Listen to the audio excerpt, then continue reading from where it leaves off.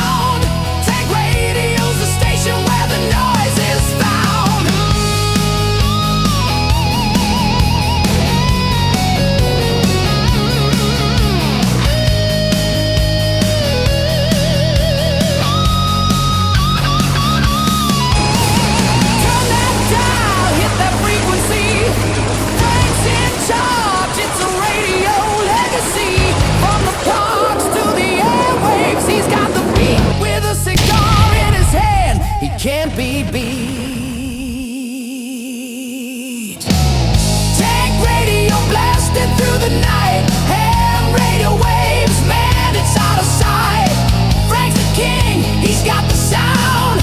Tank radio's the station where the noise